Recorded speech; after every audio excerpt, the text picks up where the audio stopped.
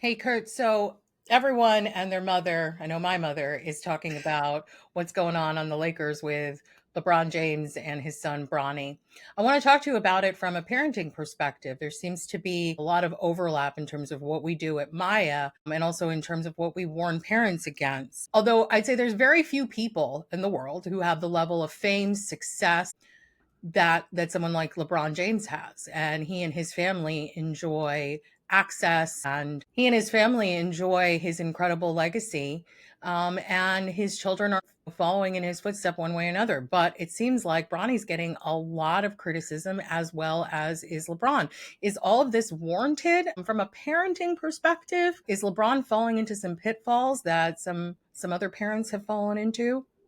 Oh, absolutely. I don't think Bronny necessarily should be getting this criticism. I don't think people are criticizing Bronny for this. I think LeBron, the father, certainly can be questioned on forcing a situation that his son, right now, physically or maybe mentally, might not be qualified for if his last name wasn't James. I don't question that LeBron loves his son very much. But I don't question that Bronny loves his father. I do question whether LeBron's goals of being the first father son to play in an NBA real season game is overshadowing his fatherly best instincts, meaning part of being a good father is letting your child fail and helping them through that, learning how to pick themselves up, letting them find their own way with whatever they're meant to do. Sometimes we want to protect our kids, and in this day and age of everyone gets a medal and we don't keep score and no one's a loser, we're seeing a generation come through that, let's say you're competing for a job or you're down to your last three people interviewing, you don't get it. There's a generation that doesn't understand that. I thought everybody wins. In this case, LeBron's son, Bronny, is clearly not ready to be an NBA player. But LeBron, in his whether it's hubris or fatherly instinct, he would like to have his son be with him on the Lakers on a 2-year, $8 million contract, and even being drafted. Certainly looks like heavy influence from LeBron and Rich Paul, his agent. LeBron loves his son and he wants the best for him, I assume. And as a father, I think a lot of fathers around the country are cringing because you're setting your son up to fail. He's going to fail at this because he's not an NBA player yet. And to be forced into that role, to actually bring your son through this nepotism way onto the ice, the court, the field in a pro league where you have to earn your spot, I don't think he's putting his son's interest before his own. Right. Let Bronny find his way in life. Let Bronny compete to the best of his ability. And if he makes the NBA, fantastic. If he doesn't, he'll have to find his way in life that's meant for him, not his father.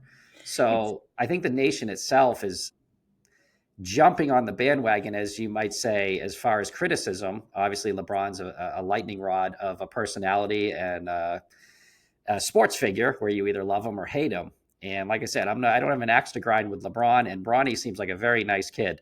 But based on his interviews, his goal, his dream was never to play with his father. He wanted to create his own legacy and earn it. And yes, fathers help sons along the way. There is nepotism in sports. There is nepotism in all industries since the beginning of time. But this crosses a line that I think is hurting his son, in a sense, making his son a joke, the butt of jokes, memes. And he's just an 18-year-old kid. He seems like a very nice kid where he's just going to hear in every arena he goes to the chirping and the insults. And the problem is the insults or the chirping has validity. He isn't qualified or ready yet to take on this role. He may never be, time will tell, but it's being forced into it. And I feel bad for him because his way in life and his journey that LeBron could help him with may not be what LeBron's moment of playing with his son in the NBA is all about.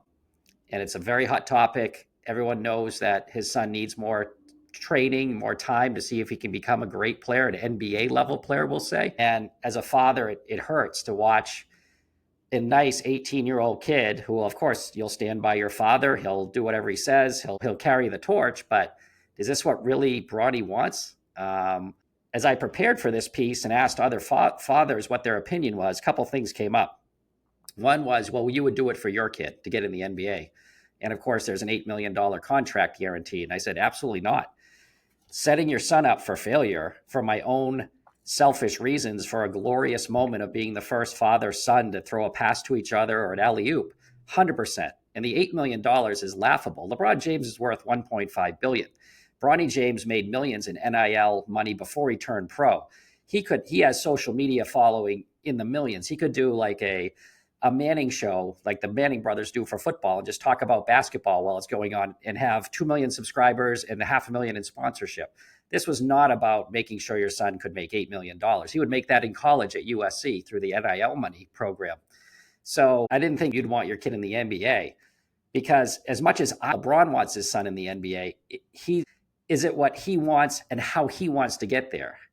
Or did he want to try to earn it on his own?